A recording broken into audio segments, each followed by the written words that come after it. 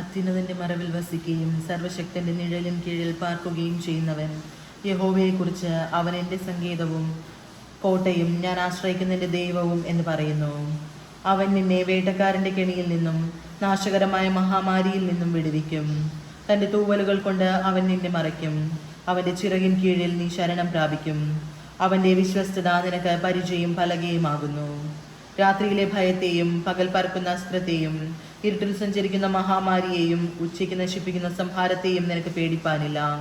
നിന്റെ വശത്ത് 1000 പേരും നിന്റെ വലതുവശത്ത് 10,000 പേരും വീഴും, എങ്കിലും അത് നിന്നോടടുത്ത് വരികയില്ല. നിന്റെ കണ്ണുകൊണ്ട് തന്നെ നീ നോക്കി ദുഷ്ടന്മാർക്ക് വരുന്ന പ്രതിഫലം കാണും.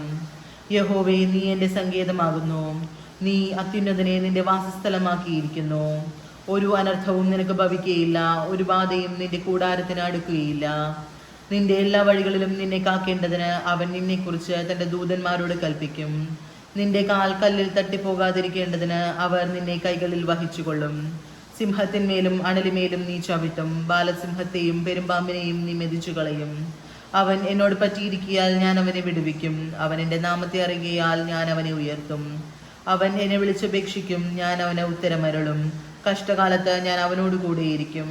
ഞാൻ അവനെ വിടുവിച്ച് മഹത്വപ്പെടുത്തും. ദീർഘായുസ് കൊണ്ട് ഞാൻ അവന് തൃപ്തി വരുത്തും. എൻ്റെ രക്ഷയെ അവന് കാണിച്ചു കൊടുക്കും. ആമേൻ.